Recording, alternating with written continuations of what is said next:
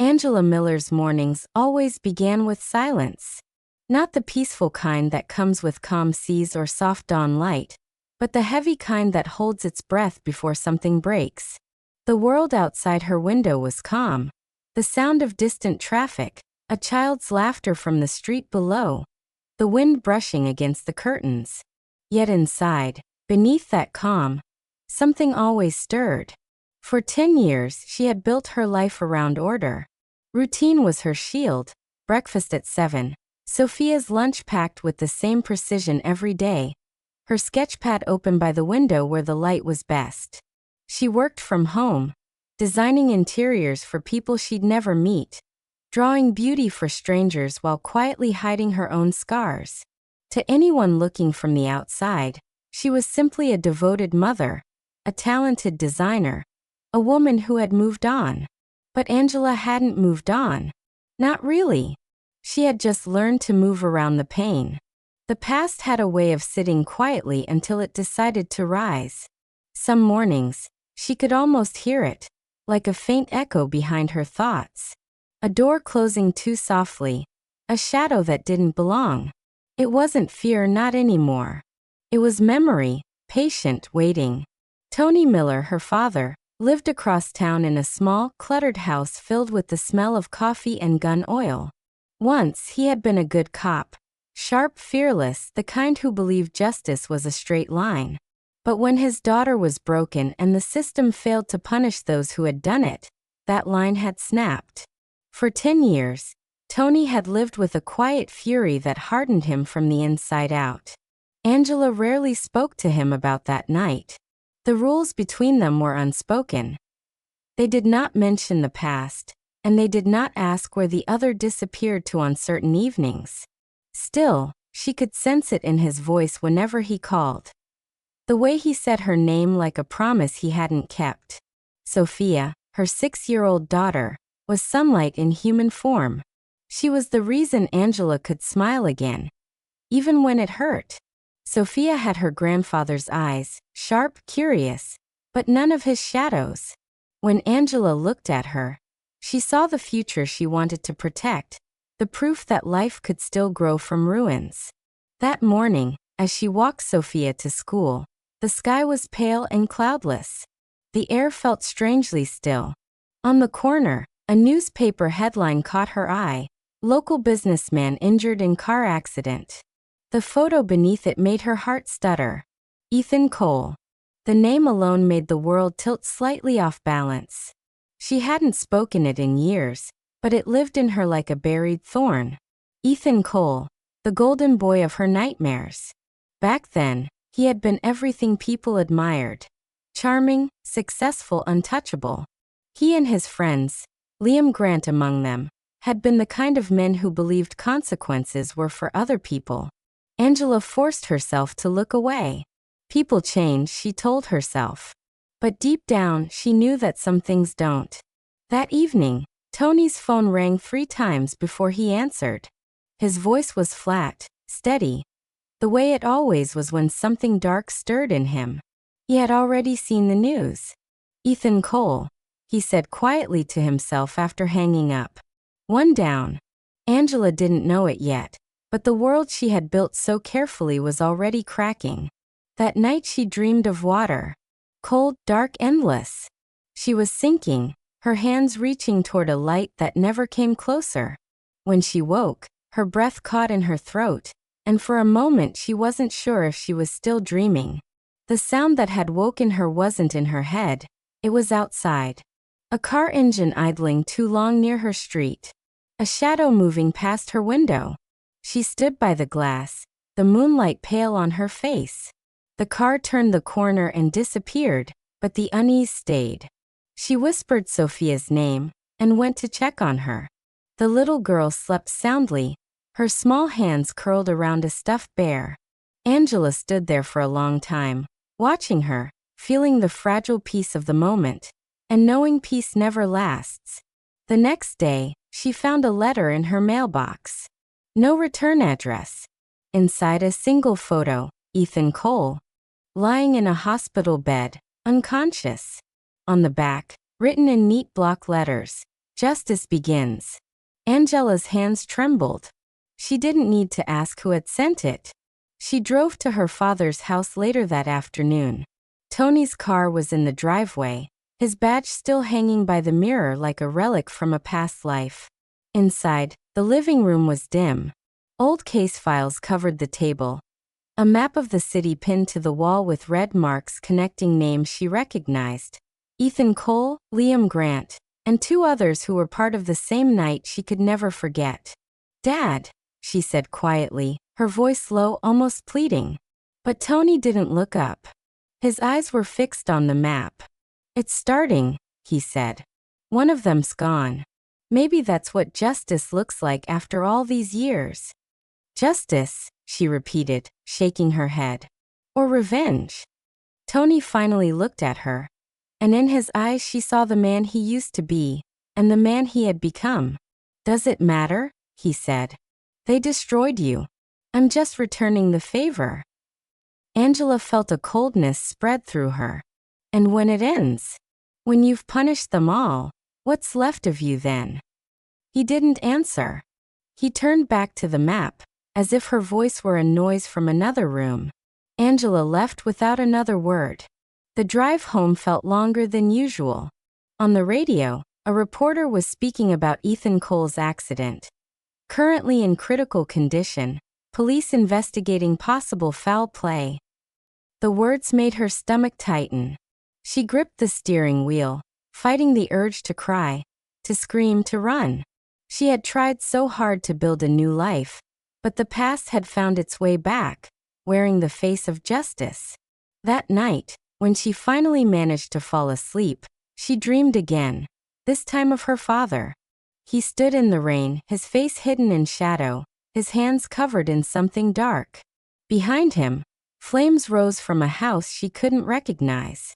When he turned, his eyes were empty. Angela woke before dawn, her heart pounding. The silence of the house felt unnatural, thick. She went to the kitchen, poured herself a glass of water, and stared at her reflection in the window.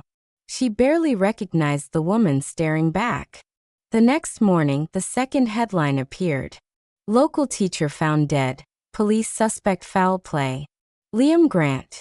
Angela dropped the cup in her hand. It shattered on the floor, but she didn't hear it. Her pulse roared in her ears. 2 names now. 2 from that night. Ethan and Liam. She didn't go to work that day. She couldn't. Instead, she sat by the window, watching the rain streak the glass, feeling time slow down. She knew exactly what was happening, and who was behind it. Her father had crossed the line she had prayed he never would. She wanted to confront him, to beg him to stop, but another part of her, the part that still woke up screaming some nights, whispered that maybe this was fair. Maybe it was the only way the world balanced itself. That evening, a message came to her phone. Unknown number. "Do you still believe in forgiveness?" Angela froze. The words were like a blade. She looked at the screen for a long time, her mind racing. Was it Tony? Or someone else who knew? The sky outside darkened. Thunder rolled in the distance. Somewhere, justice was bleeding into revenge, and she was trapped in between. Angela went to Sophia's room and watched her sleep again. The innocence of that small heartbeat, the rhythm of her breathing, that was all that mattered. She whispered a silent promise to protect her, no matter what it cost. As lightning flashed through the window, she saw her reflection again. A woman standing between the past and the future, between love and vengeance. The silence around her grew heavier, as if the world itself was holding its breath. In that moment, she knew. This was only the beginning. The year was 2013. Angela Miller was 17, full of plans, sketches, and small-town dreams that felt too big for the world she lived in. She believed in second chances, in people's goodness, and in the safety of the familiar. That belief would die before the summer ended. It began, as most tragedies do, with trust. She had been new at the local high school, quiet, with the kind of beauty that didn't draw attention until it did. Ethan Cole noticed her first. He was a senior. Charming, athletic, the sort of boy who carried the world like it belonged to him. Everyone wanted to be near him. Angela didn't. But Ethan had that dangerous patience of someone who always got what he wanted. Liam Grant was different. He was quieter, observant, with eyes that seemed to understand too much. He laughed at Ethan's jokes, followed his lead, and pretended not to see what was wrong. In another life, he might have been her friend. Angela remembered the first time Ethan had invited her to one of his parties. "Just a few friends by the lake," he'd said with that practiced grin. She'd hesitated. Her father was strict, protective, a cop who saw danger in every shadow. But curiosity won.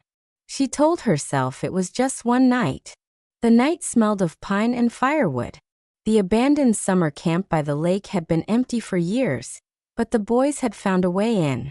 There was laughter, music from a cheap speaker, the sound of bottles clinking. She remembered the way the moon hung low, reflected in the dark water, and the feeling that something was off, though she couldn't name it. Ethan had been drinking. So had Liam. And two other boys whose names blurred in her memory, faces she tried to forget. They played games, told stories, teased her for being too quiet. When she finally accepted a drink, it was because saying no had started to feel like weakness. It tasted sharp, bitter. She coughed, and they laughed. Half an hour later, the world began to dissolve. Her limbs felt heavy, her head light. The air thickened. The laughter around her stretched and distorted. She heard her name, soft at first, then louder, crueler. Angela tried to stand. The ground moved under her. Ethan's voice came closer, the warmth gone from it. "Relax, Angie. We're just having fun." She tried to say no, but her voice didn't work. The music stopped. The night didn't. Afterward, there was the sound of breathing, hers broken and uneven. Someone's footsteps retreating. A whisper, "She won't remember." Then darkness. When she woke, it was morning. Her dress was torn. Her head throbbed. Her body hurt in ways she couldn't name. Birds sang somewhere above, cruel in their cheerfulness. She didn't know how long she'd lain there before she managed to stand. The lake was still. The campsite empty. She walked until she reached the main road, her mind blank, her feet bare and bleeding. A truck driver stopped when he saw her. The hospital came next. Questions. Pity. Shame. Tony Miller arrived within an hour. When he saw her, bruised, trembling, something inside him shattered. He held her, and she cried until there was nothing left. The police report was filed. Statements were taken. But Ethan's father was a city councilman. Liam's uncle was a judge. Evidence vanished. Witnesses changed their stories. The night became a rumor, a stain no one wanted to see. In the end, the case was dismissed for lack of sufficient evidence. Angela's name was whispered in hallways, carved into bathroom stalls. The boys graduated. Ethan left for college. Life went on for everyone but her. Tony quit the force 6 months later. The rage inside him had nowhere to go. He spent his nights drinking, driving past the lake, staring at the water like it held the answer. Angela tried to rebuild herself piece by piece, but every reflection of the world reminded her of what it had taken. Years passed. The memories dulled, but never disappeared. Sometimes she saw Ethan's face on billboards, Ethan Coal Industries, building the future. She'd turn away before the nausea hit. Liam Grant opened a small auto shop outside the city. A quiet man with a nervous laugh. No one remembered what he used to be. But he did. Every night. One winter evening, almost 10 years later, Angela saw him again, purely by chance. She was shopping for paint, Sophia asleep in her stroller. Liam was at the counter, buying a pack of screws. When he turned, their eyes met. He froze. So did she. The air between them was heavy with a past neither could name aloud. "Angela," he said quietly. It wasn't a greeting. It was an apology wrapped in her name. She wanted to walk away, but something stopped her. Maybe it was the tremor in his hands, or the way guilt seemed to hang from his shoulders like chains. "I never wanted," he started. "Don't," she interrupted. Her voice was steady. "Don't tell me what you never wanted. Tell me what you did." He looked down. "I didn't stop him. That was all." The truth, small, useless, late. When she left the store, snow had begun to fall. Each flake vanished as it touched the ground. The past, it seemed, refused to melt. That night, Tony showed up at her door. He hadn't visited in months. He looked older, thinner, but there was something in his eyes that unsettled her. A spark she recognized from long ago. The one he'd had before he quit the force. "You saw him," he said. She hesitated. "Who?" "Grant." "How do you?" "I know everything, Angie." The way he said her name made her chest tighten. "Dad, it's been 10 years. Let it go." Tony looked at her, and for the first time in years he smiled. It wasn't kind. It was the kind of smile that meant something irreversible had already begun. "I already did," he said. "I let go of the law." She didn't understand what he meant until later, when the headlines began. Ethan Cole, accident. Liam Grant, tragic fall. The others would follow. And in that moment, Angela realized the past hadn't ended that night by the lake. It had just been waiting. Because some nights never end. They live in the people who survived them. They change shape, grow teeth, and come back wearing the face of justice. Angela sat in the dark after Tony left, the silence around her deeper than usual. She could hear Sophia breathing softly in the next room. The sound of life, fragile and pure. She pressed her hands to her face, tears slipping through her fingers. She wanted to believe in forgiveness. But forgiveness required forgetting. And she could never forget. Outside, the wind moved through the trees like a whisper. The world slept, unaware that old sins were stirring beneath its quiet surface. Somewhere across town, Tony sat at his desk, an old file open in front of him. Photos from that night. Faces of boys who had become men. A map of their lives. A father's justice, rewritten by pain. He crossed out Ethan Cole's name with a red marker. One down. 3 to go. Morning came with the kind of light that felt too soft for the world Angela lived in. The city was waking. Engines, footsteps, sirens in the distance. Yet inside her apartment, time moved slower. She sat at the kitchen table, staring at a mug of untouched coffee. The steam had faded long ago, but her thoughts hadn't. They circled the same point again and again. Ethan Cole's face on the news. Tony's voice in her memory, that smile. It had been 3 days since the first body was found. The police called it a robbery gone wrong, but Angela knew better. She'd grown up around cops, around the language of denial, and the quiet spaces between words. She knew what it meant when they said no leads. It meant they didn't want to find one. Her father had been silent since that night. No calls. No visits. Just the echo of his footsteps leaving her apartment, and the faint smell of cigarette smoke that lingered after him. It used to comfort her, that smell. It meant he was home. Now it meant something else entirely. She looked over at Sophia, who was coloring at the small table by the window, humming a tune from some cartoon. That sound grounded Angela, pulled her back from the edge. She had built her entire life around that little girl. Her laughter, her tiny hands reaching for hers in the dark. Everything good that remained in Angela's world was sitting right there, in a pink sweater and socks that didn't match. But the ghosts were awake again. They always came when the world got quiet. She thought about Ethan's death. The news had said he fell from the top floor of his office building, a late-night accident. But Angela could still see her father's face that last evening. The calmness, the resolve. It wasn't rage anymore. It was precision. Years of training and pain refined into something cold. Angela's hands trembled as she reached for her phone. She opened the browser, typed Liam Grant accident, and froze when she saw the headline. Local mechanic in critical condition after workplace mishap. The date. The timing. Everything fit too perfectly. Her breath caught in her throat. Sophia looked up. "Mommy, are you okay?" Angela forced a smile. "Yeah, baby. Just tired." But her chest felt like it was closing in.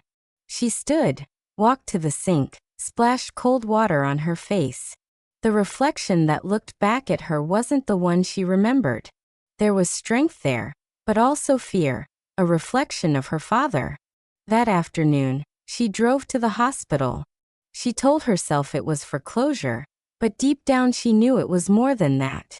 The air in the hospital corridors carried that sterile chill she hated, the smell of endings. A nurse guided her to the ICU viewing window. Liam lay there, pale and motionless, tubes and machines keeping him tethered to what little life remained. For a moment, Angela couldn't move. Memories flooded her mind, his nervous smile at the hardware store, his silence that night by the lake, the apology that came a decade too late. Now there was nothing left to say. Only the rhythmic beeping of a machine that was counting down the seconds of a borrowed life. Then she saw him. Tony Miller stood at the far end of the corridor, half in shadow, watching her. He didn't speak, didn't move. Just looked at her with eyes that no longer belonged to the man she once called Dad. The man she knew had died long ago, replaced by someone colder, quieter, a ghost with his face. She turned to leave, but his voice stopped her. "Angela." She froze. The sound of her name carried a weight that pinned her in place. She turned slowly. "Why?" she whispered. Tony's gaze didn't waver. "Because no one else would."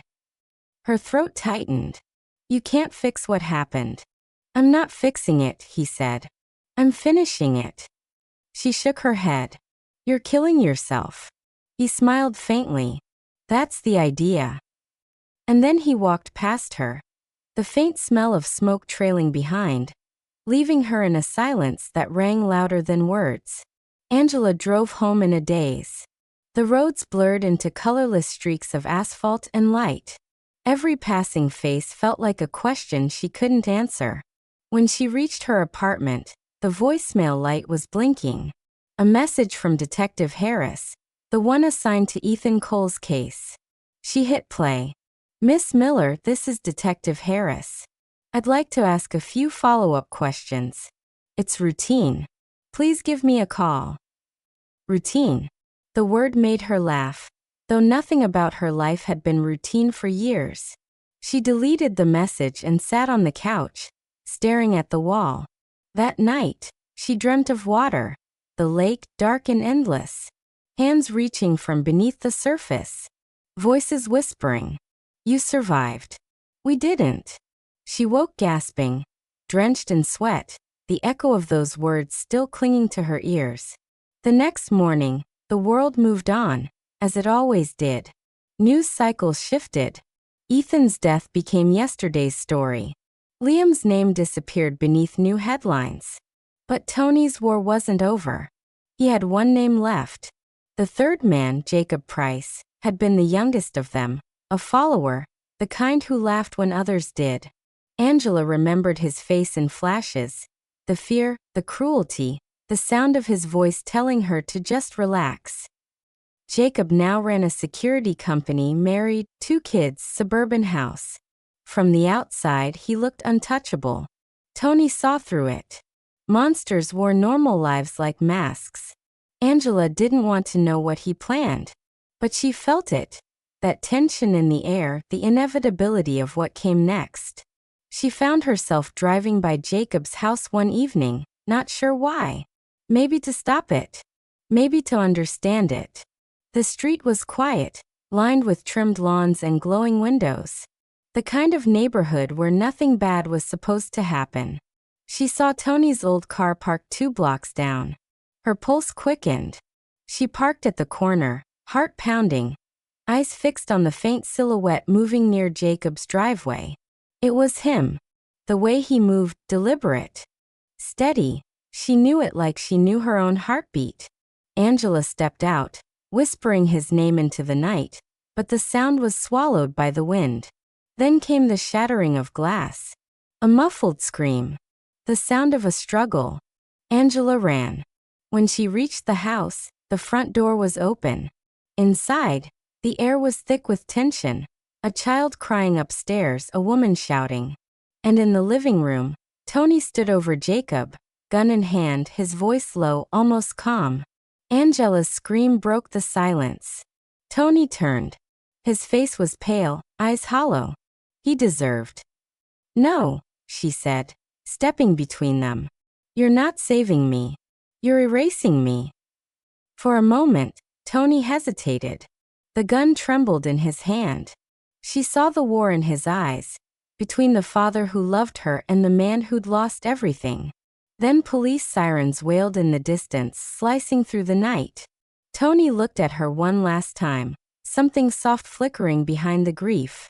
You should have never had to live with it. He dropped the gun. The officers burst in seconds later. Shouts, lights, confusion. Angela's ears rang. Hands pulled her back. Tony went to his knees, silent, resigned. Later, in the cold glow of the interrogation room, Detective Harris slid a photo across the table. Ethan Cole's body on the pavement, the same angle Angela had seen on the news.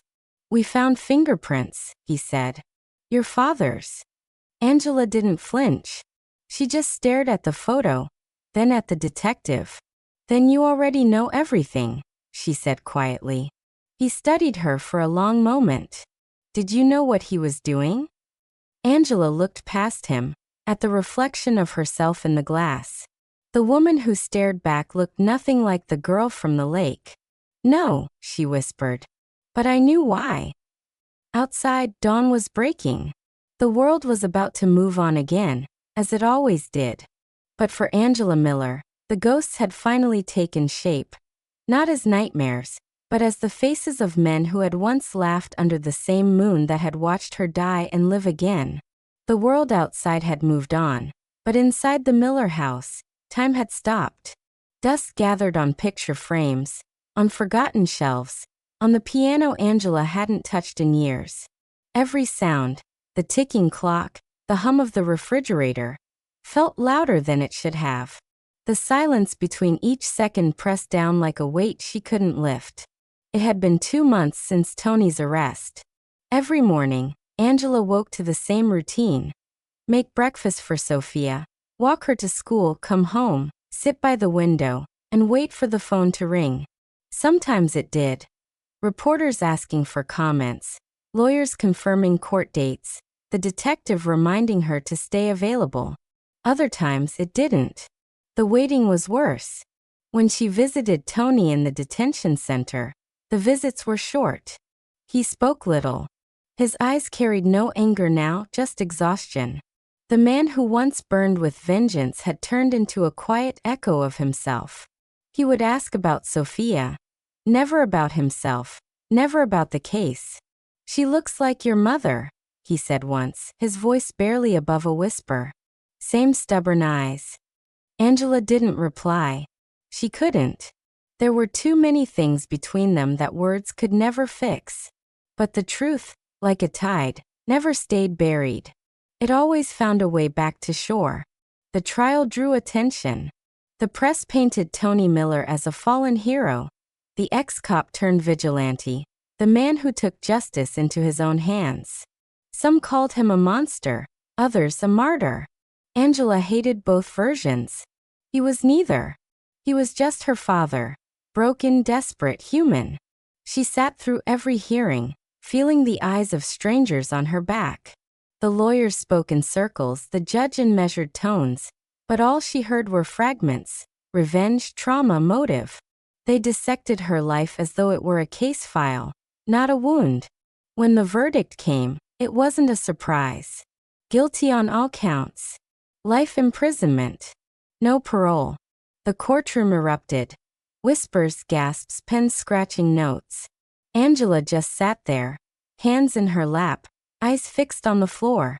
She didn't cry. She couldn't. The tears had been used up long ago. That night, when she tucked Sophia into bed, the little girl asked, "Is Grandpa coming home?" Angela hesitated. "Not for a while, sweetheart. Because he did something bad." She closed her eyes. "Because he tried to fix something that couldn't be fixed." Sophia didn't fully understand, but she nodded like she did, then wrapped her arms around Angela's neck. "Then we'll fix it for him." The innocence in that voice broke something inside her. She stayed in Sophia's room long after she fell asleep, watching the steady rise and fall of her daughter's breathing, wondering how much of her past would reach her too. Weeks passed. Life resumed its cruel rhythm. The world forgot the story. But Angela couldn't. Every sound reminded her of something she couldn't escape. The hiss of tires on wet pavement. The echo of a door slamming. The sharp click of a lighter being flipped open. Tony's lighter. One morning, she found it. It was in a small box he'd left for her at the lawyer's office.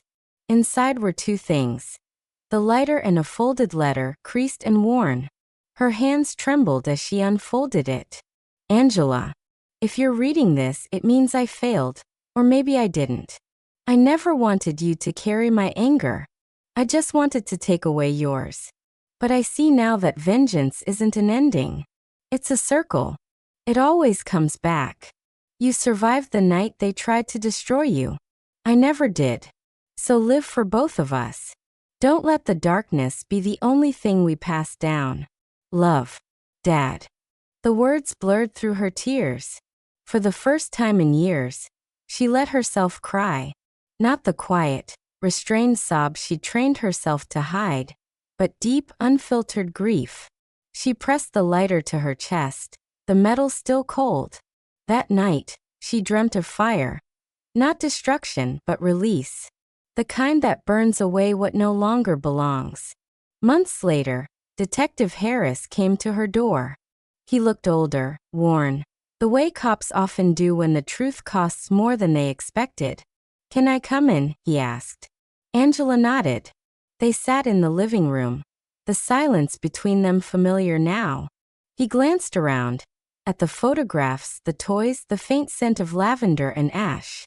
"There's something you should know," he said. "About Ethan Cole." Angela froze. "What about him?" "The autopsy was incomplete. There were inconsistencies. We re-examined the files after the trial." Her heart pounded. "What inconsistencies?" He hesitated. "Your father didn't kill him." Angela stared. "What?" "Ethan was dead before the fall. Poisoned. Fast-acting. Someone wanted it to look like your father did it." The room tilted. "Ooh, we don't know yet. But there's a name that keeps coming up: Morgan Tate. Ethan's business partner. He disappeared right after the trial. Offshore accounts, falsified records. Your father might have been set up to take the fall." The air left her lungs. "So he's innocent?" "Not entirely. The others, Liam, Jacob, that was him. But Ethan, someone used him." Angela stood, pacing. Her mind spun through every memory. The meetings, the headlines, the smirk on Ethan's face in that interview before he died. He'd been afraid then. She saw it now. Afraid of something bigger than her father. "Why are you telling me this now?" she asked. Harris sighed. "Because I owe your father that much. And because you're the only one who can find out the rest." The next day, Angela sat in her car outside a glass skyscraper, Tate Industries. Morgan Tate's company.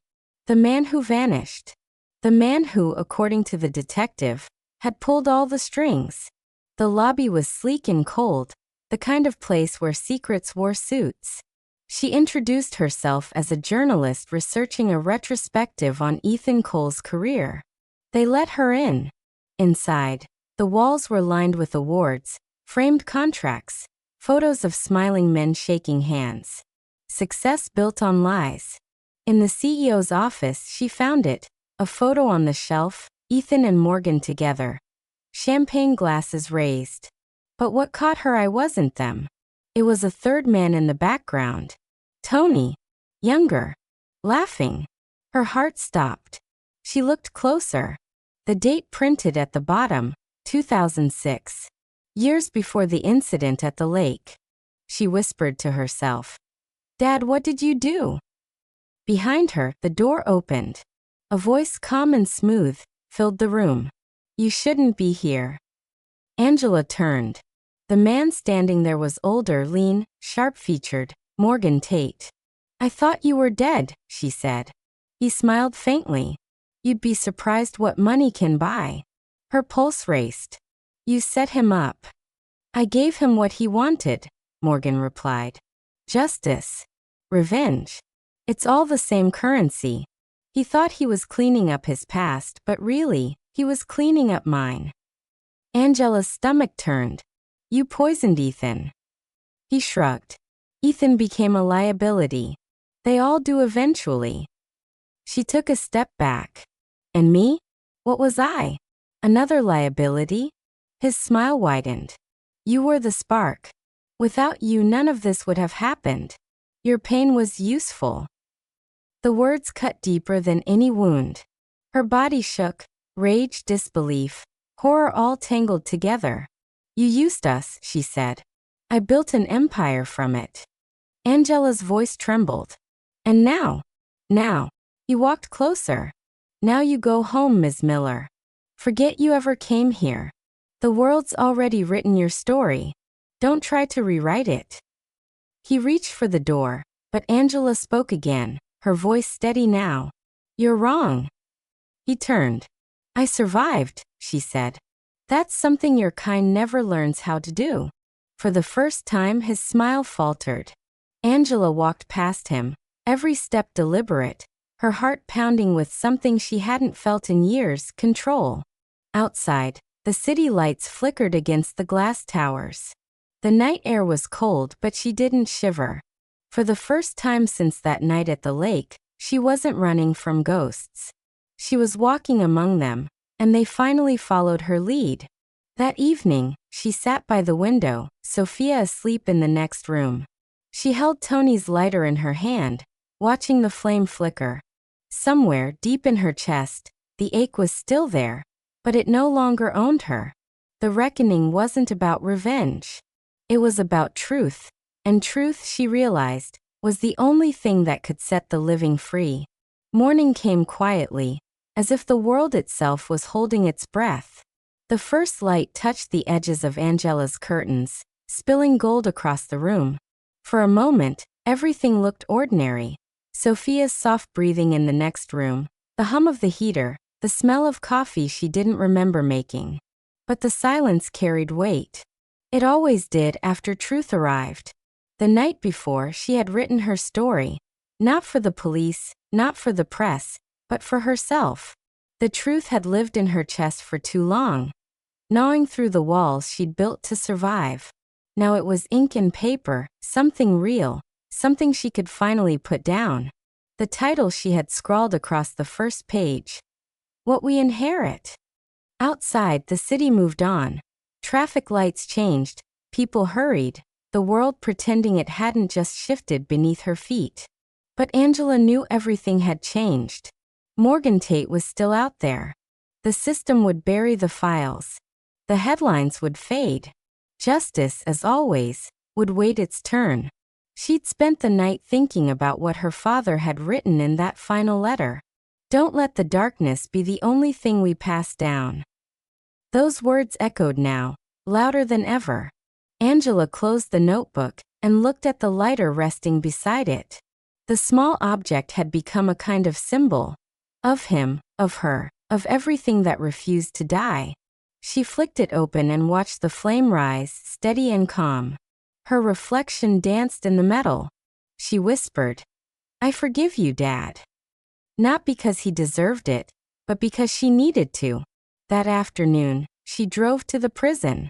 Tony had aged, lines deeper, eyes quieter, his once strong shoulders slumped under the weight of what he carried. When he saw her, he smiled, a small, fragile thing, like a memory trying to stay alive. You look better, he said. Angela nodded. I'm trying. They sat across from each other, glass between them, phones pressed to their ears. The room smelled faintly of disinfectant and lost time. I know about Ethan, she said softly. Tony didn't react. Harris told you? She nodded. You didn't kill him.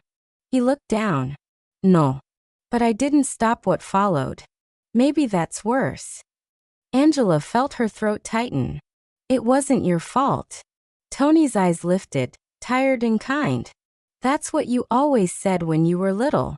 When you broke something. When you lied. It wasn't my fault. You said it until you believed it. Tears pricked her eyes. I'm not that little girl anymore. No, he said. You're stronger. And that's what scares me. She frowned. Why? Because strength without peace turns into me. The words landed like stones. She swallowed hard. Then I'll find peace. He nodded slowly. Then maybe this was worth it. The guard signaled the end of visiting hours. Tony stood. Angela pressed her hand to the glass. For a moment he mirrored it. Father and daughter, divided by everything they couldn't change. Then he turned and walked away. That was the last time she saw him alive. A week later, she received the call.